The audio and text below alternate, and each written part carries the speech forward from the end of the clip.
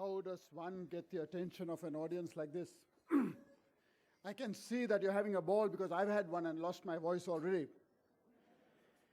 My president spoke a little while ago, and he did such a good job, I'm wondering why he can't stay on another year. Gary, my dear friends,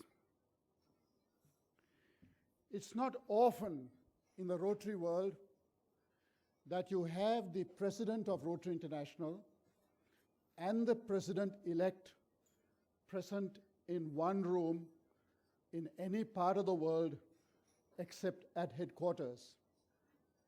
The fact that we are here today is a tribute to the program, to this event, and of course to one man here, David Harilila.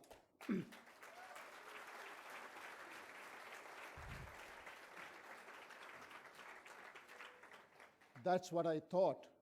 But now I find it's really the Harilila family, all of them. So here we are.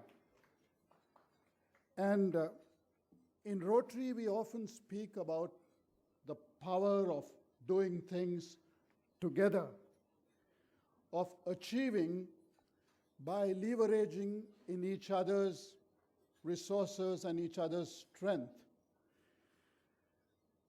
You see, Rotary gives us the means to be extraordinary without really living our own lives, because we bank on the strength of our other members and our friends and our associates.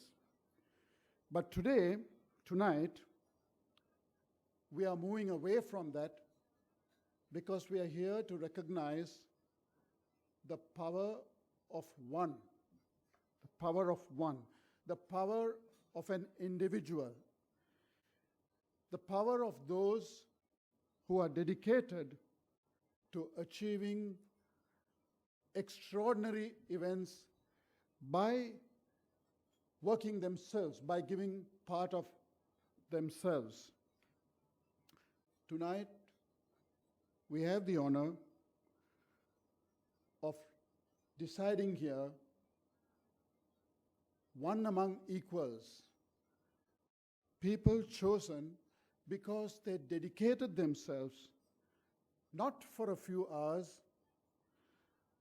not giving part of their resources, but because they have given everything that they have.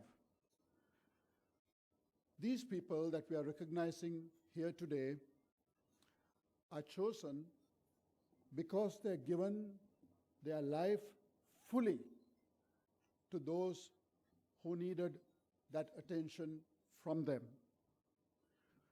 Long ago, President John F. Kennedy said that God's work on earth must be done by man. I guess when he said man, he meant women also. In my own Hindu philosophy, we think there's a God in every man, in every woman, in every individual. That's what my philosophy is. And I'm reminded of this child who was working in a classroom, a child who was not always attentive. And this particular drawing class, the teacher found this child very, very attentive. So she walked to the back and looked at this 6-year-old child doing in a drawing class, very, very keen on writing something or drawing something. And she asked the child, so, dear, what are you doing? What are you drawing today? She said, oh, I'm drawing God. And the teacher said, but how can you draw God? No one knows what God looks like. And she said, well, they will in a few minutes. So these awardees are really the gods on earth. They are doing Lord's work on earth. And these women and men have dedicated themselves absolutely to the welfare of others who are poor, who are sick, who are dying, who are suffering. And these people are people who are very, very uncommon on earth. We actually need much more of them. Someone said in the new dispensation Convenience has replaced compassion. Satisfaction and individual ambition has precluded the consideration of mercy or justice for our neighbors. But there are exceptions. And I would describe these honorees as those exceptions. There is a parable which I once read, related by an American, what was he? He was a congressman and he was an author. And he spoke about two seas. My friend here from Israel will probably know it better than me. One sea is fresh. It's got plenty of fish around. It's got trees and bushes. It's got children playing around, buildings coming up. I'm speaking of the River Jordan, which brings in fresh water into this sea from the hills. People build houses. People are happy around this sea. This same River Jordan flows into another sea. In this sea, there is no fish. There are no gardens. There is no greenery. There are no children. There are no homes and buildings. The air is stale, and neither man nor beast can drink out of this lake or sea.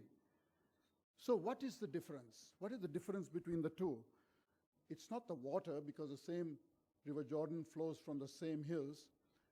It's not the land around it. The fact is, in one of them, every drop that comes in goes out to help others. In the other, that's the Sea of Galilee. In the other, the water that flows in stays behind, doesn't help anyone, and that's the Dead Sea. So I think that describes the people here, those who belong to the Dead Sea and those who will belong to the Sea of Galilee. And we are tremendously privileged to be here, take part in this event, and be able to select one who is going to be the one.